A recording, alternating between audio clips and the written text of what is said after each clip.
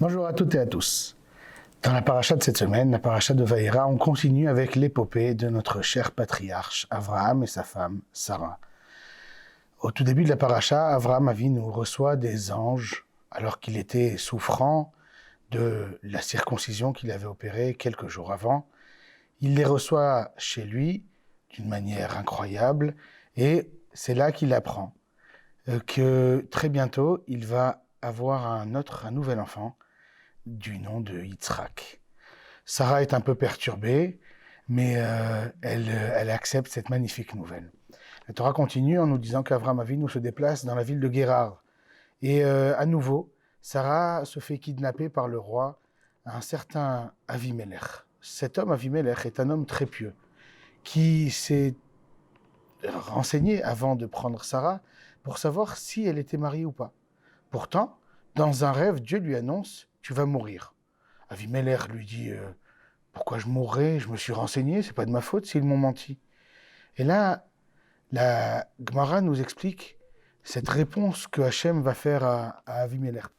Elle va lui dire « Tu sais, même si dans ton cœur, tu avais des très bonnes intentions, dans ta manière de te renseigner, tu avais induit en erreur les personnes qui étaient face à toi. Tu avais demandé à cette femme que tu voyais, es-tu célibataire ? Quoi, c'est la première question qu'un homme pose lorsqu'on vient s'installer à côté de chez lui. N'y a-t-il pas d'autres questions ? D'où venez-vous ? Où est-ce que vous allez vous installer ? Avez-vous de quoi manger ?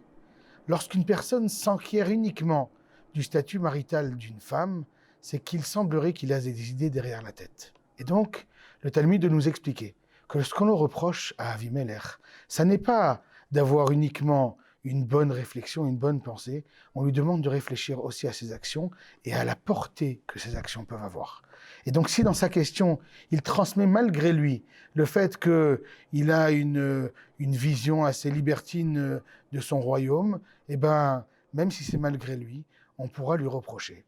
Étant donné qu'il était très très bien intentionné, Dieu va lui sauver la vie en lui proposant d'aller demander à Abraham justement de prier pour lui.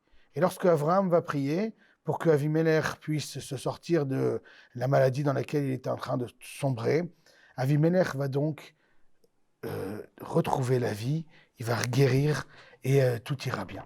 Et les Chachamim de nous enseigner que finalement, il y a ce que l'on appelle quand on prie pour une personne, eh ben, cette prière, elle est écoutée pour la personne, mais elle va aussi rejaillir sur nous-mêmes. Et donc Abraham, qui avait prié pour la guérison de Avimelech, va donc se voir lui-même exaucé. Et c'est là que sa chère femme va enfin tomber enceinte après près de 100 ans d'attente.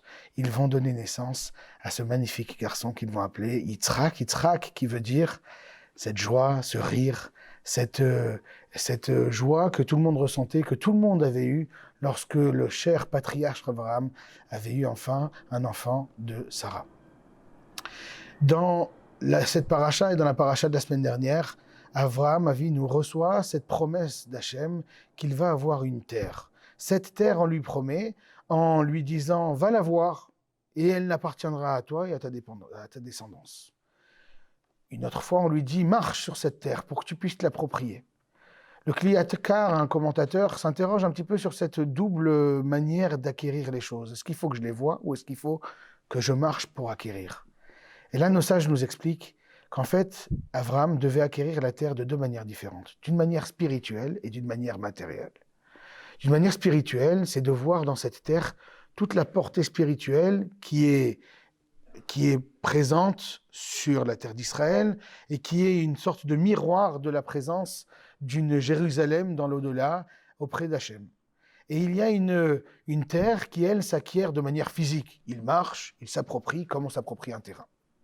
Nos sages d'expliquer que lorsque on demande à Abraham de s'approprier la terre d'une manière spirituelle, on lui demande d'utiliser ses yeux et on lui promet qu'elle appartiendra à sa descendance, et on lui demande, s'il te plaît, regarde toute cette terre que tu vas t'approprier. Le Kli Yakar d'expliquer que lorsque l'on essaye de transmettre quelque chose de spirituel, c'est compliqué. C'est difficile de transmettre à son enfant l'amour du côté spirituel. C'est beaucoup plus simple de lui donner l'amour du football, l'amour de l'alcool, l'amour de toutes les choses qui jalonnent tous les plaisirs de ce monde. Alors que l'amour d'une prière, l'amour d'une étude, c'est quelque chose qu'il faut s'évertuer, qu'il faut se battre un petit peu pour tenter de la transmettre convenablement à son enfant. C'est pour cette raison qu'il lui dit, s'il te plaît, regarde. S'il te plaît, transmets-le à tes enfants, parce que cet amour, ça n'est pas malheureusement que quelque chose qui se transmet au biberon d'une manière si facile, mais c'est quelque chose que l'on doit travailler, que l'on doit essayer de transmettre. Voilà ici tout le travail, toute la mission d'Abraham, d'essayer de transmettre à son fils Yitzhak et à son fils Ishmaël aussi, tout cet amour du spirituel, tout cet amour de cette image qu'il retrouvait en chacun de toutes les personnes qui étaient autour de lui, cette image de Dieu et cet amour de les laisser grandir, de les faire évoluer. Voilà une mission qui est très importante de la transmission à nos enfants, une transmission spirituelle de joie et de plaisir. Shabbat shalom à toutes et à tous.